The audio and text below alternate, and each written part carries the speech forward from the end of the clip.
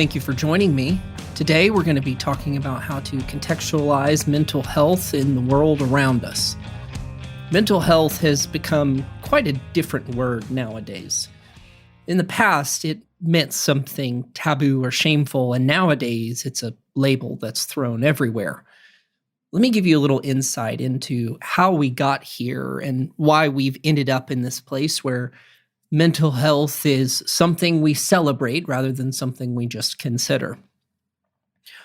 The treatment of mental health has drastically changed over the decades. At the very beginning of psychology and psychiatry, the way that mental health disorders were identified and treated was through institutionalization. Now, not everything was like you see in the horror movies of psych wards or the psychological thrillers that people seem to enjoy, but there is some element of truth to them. It's actually the foundation for how we still deal with severe mental health disorders. Now, clearly we've lightened up. We don't quite do all of the insane things that have been told in stories to psychology students and the public alike. Once we moved out of the institutionalization, there was a significant shift. We stopped seeing people as just a list of symptoms to treat. We started seeing them more as people with symptoms. That's when institutionalization moved to a therapy or treatment model.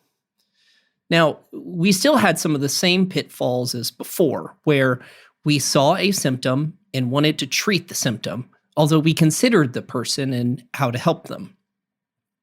That's part of the foundation for therapy in itself. You see the problem, you work on it, and then you go on your way.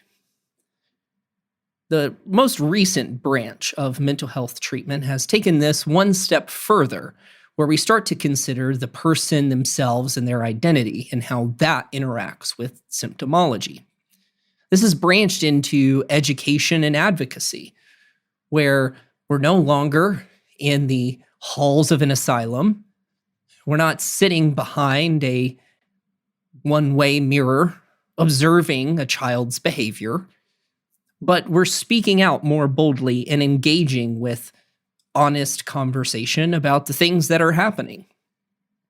This has moved the understanding and treatment of mental health out of just universities and doctors' offices into the public sphere, where mental health disorders, diagnoses, and treatment have become more and more accepted. What was once taboo is now openly discussed and sometimes even flaunted. I still remember a time when therapy was something you said under your breath, something that was only spoken about in private company. That has slowly changed over the years, I think for good and for bad, but what was once hidden has become openly expressed. Whereas before, men would be considered weak for going to therapy, and there's still some of that strain in there. A lot of the public outcry is for men to go to therapy, which is quite an odd shift from what was true or considered to be true even just a decade or two ago. Now that things are openly discussed, there's been an involvement with other ideas or spheres of influence. One of the ways that we've seen this influence show up is through research. Now, I am in a PhD program, and within the first year, the most significant thing that I learned is not from any of my classes, it's not from any meetings with professors. The greatest thing that I learned in my first year of my PhD program is that the vast majority of the population has no idea how to accurately interpret research. So the research that we hear about nowadays comes from an uneducated or an unknowing perspective. That misunderstanding of research has started to expand. So nowadays, when we talk about mental health, people will mention rates of anxiety or depression. I think one of the biggest offenders of all of this is something like autism. And I'll sit on this one for a minute because I think it's rather interesting to understanding how mental health has developed in our world and country and state and city conversation. For those that are unaware, autism rates and diagnoses of autism, which is now considered autism spectrum disorder, have been rapidly increasing. Now, someone who is unaware of how research works, how diagnoses work, could see the fact that autism rates are increasing in front of them and start to wonder, what is causing it? My God, is there something in the food? Is it how we're treating people? Is it that people are bullying more or parents are more inattentive? It is true autism rates are increasing, but not for any of those reasons. The fact of the matter is that we've expanded criteria as psychologists and psychiatrists. So what was once considered just odd behavior has been lumped in with autism spectrum disorder. So are the rates increasing? Yes. Is autism increasing? No. And this is what I mean by interpreting research well. When I talk with clients and when I speak in public about research, and especially what I learned in my first year of my PhD program is that in the public sphere, we talk about scientific data as if we know what we're talking about, when in reality, we could be missing things that are incredibly important. So this inclusion of research, incredibly helpful.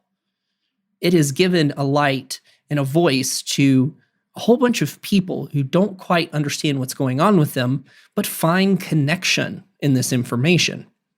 And this is where that advocacy and that public education comes into play. It makes a grand difference to hear from someone, either a friend or a family member, or maybe in a speech or a movie, talking about what depression is. It can open the window for someone to see out in the distance of hope for the future. But what was initially a great idea and something that helped very many people has become much more complicated.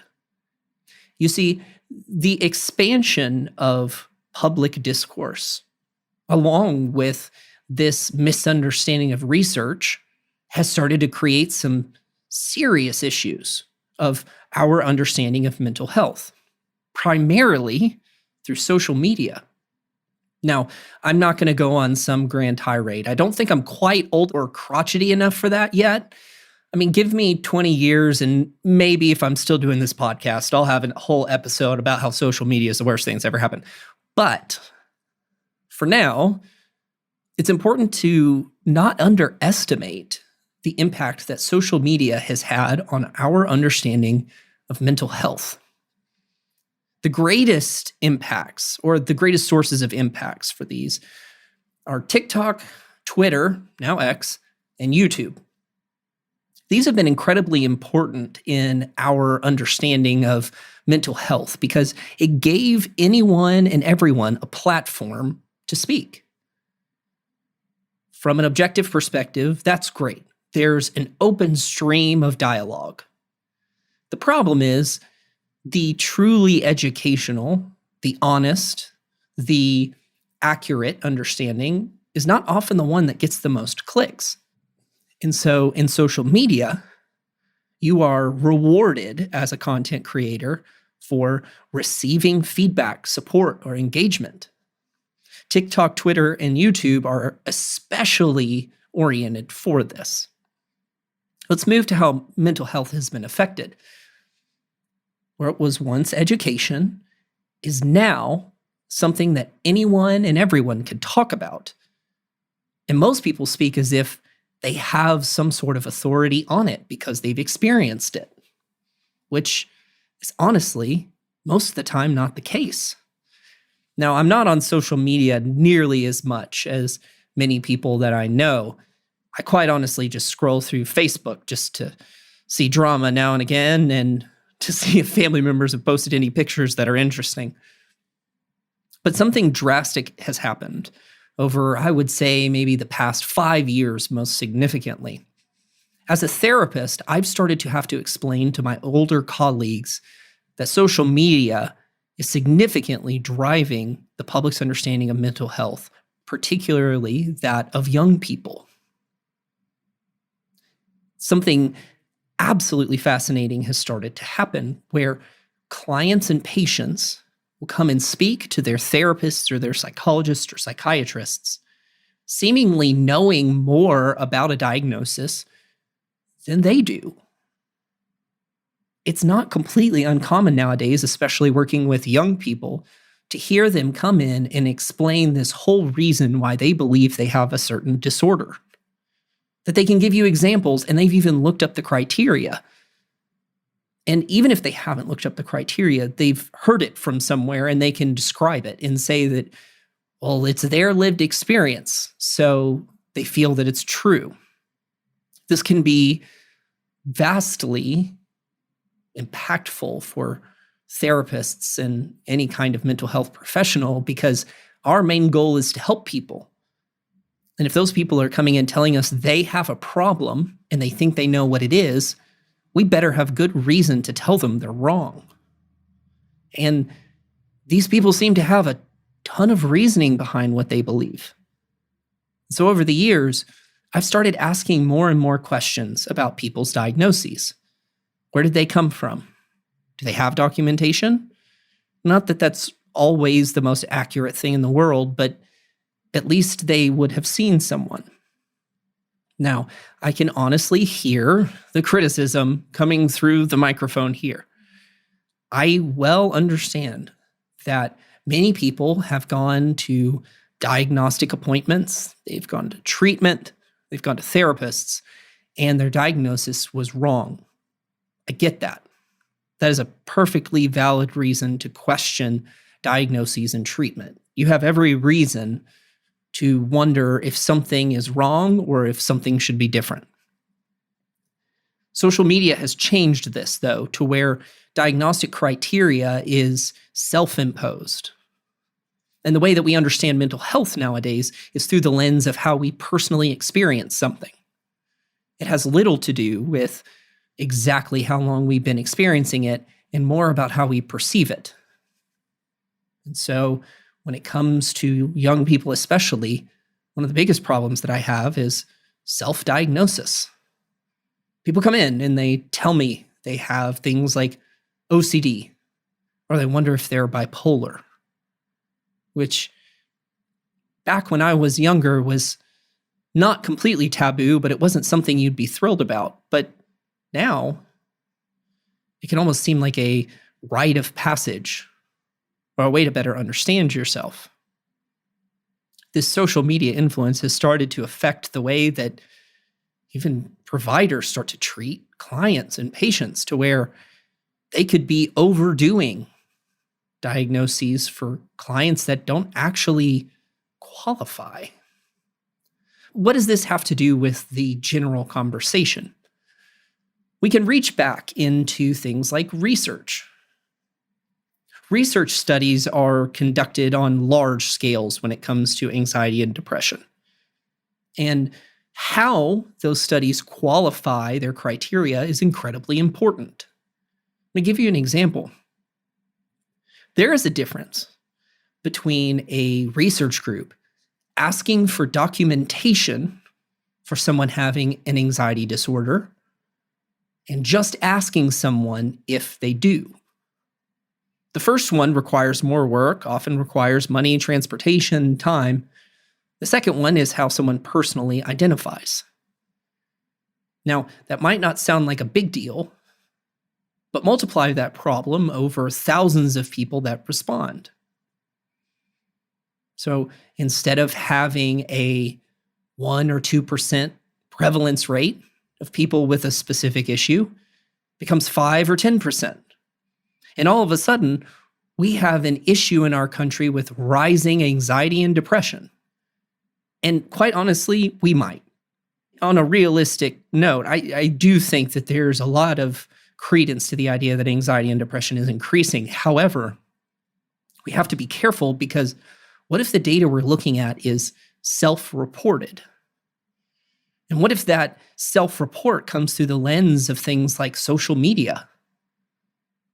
It terrifies me to think that influencers, content creators could inadvertently be driving an increase in our understanding of psychological issues because of things like self-report. I don't need a psychologist or a psychiatrist or a therapist to examine every single person in a study. That's not the point of this. The point is to start to pay attention to where our data is coming from. So our research, I think, can start to be put into a little bit of question. And I've started to wonder if we've become too comfortable with mental health. What was once a descriptor of behavioral symptoms changed into a sense of identity, which then changed into a medal people seem to wear. I'll give you an idea of what this looks like. Initially, we'll use something like autism. We'll say that this person is autistic. That would be the identifier. The identity would be someone saying, I am autistic. Then they could break out of that a little bit in a healthier way and say, I am someone who experiences autism. That would, I think, be a healthy understanding of symptoms, separating them from the identity of the person themselves. That's vastly different from the trend we're seeing today, where instead of just understanding people's behavioral patterns, instead of just knowing how our brains tick compared to these diagnoses that we've come up with, people proclaim it. They talk about being things like neurodivergent, and I'll talk about that in a second because it's an entire nightmare of conversation around the psychological community. But what was once something that people understood about themselves and was useful information has become a medallion, something that they shine in front of others to gain a sense of voice or identity. And that's terrifying. Let me go to the neurodivergent thing.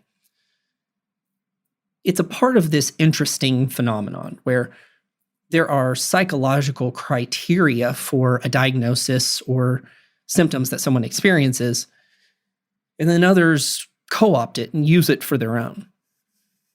The term neurodivergent was initially something for autism. Their brains and their thoughts work differently. I've worked with autism before, and the people that I've worked with have been great, but without an understanding of the neurological differences in someone who has autism, I would have been doing a terrible job and been completely ineffective into helping them grow and change their lives. So neurodivergence originally was this idea of their brains seem to work differently, but has been taken on as one of those medallions, one of those badges that people wear where now the word has lost all meaning. Neurodivergent nowadays is an I'm special sticker, which sounds harsh, but you can only see so many posts, so many advertisements, so many groups.